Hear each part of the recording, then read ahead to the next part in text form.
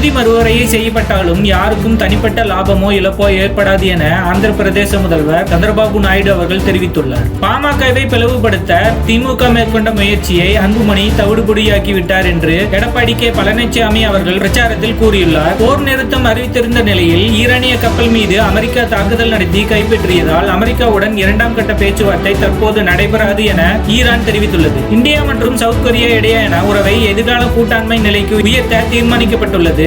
இதன் ஒரு பகுதியாக இரு நாடுகளுக்கும் இடையே 15 புரிந்துணர்வு ஒப்பந்தங்கள் கையெழுத்தாகியுள்ளன. நாட்டின் அரசியலமைப்பை பாதிக்கும் எந்த முயற்சியானாலும் திமுக, காங்கிரஸ் உள்ளிட்ட இந்திய கூட்டணி கட்சிகள் அதை முறியடிக்கும் என்றும் பிரதமர் மோடிக்கு தொடர்ந்து தோல்வி கிடைக்கும் என்றும் மக்களவை எதிர்க்கட்சி தலைவர் ராகுல் காந்தி அவர்கள் தெரிவித்துள்ளார். இஸ்ரேலுடன் உள்ள கூட்டமைப்பு ஒப்பந்தத்தை 48 மணி நேரத்துக்குள் நிறுத்த வேண்டும் என ஐரோப்பிய ஒன்றியத்தை வலியுறுத்த உள்ளதாக ஸ்பெயின் பிரதமர் பெட்ரோ சாnchez கூறியுள்ளார். ஒரு நிமிடம் முக்கிய செய்திகளை தெரிந்து கொள்ள நம்பர் 1 தகவல்களும் யூடியூப் சேனலை சப்ஸ்கிரைப் செய்து கொள்ளுங்கள். நன்றி.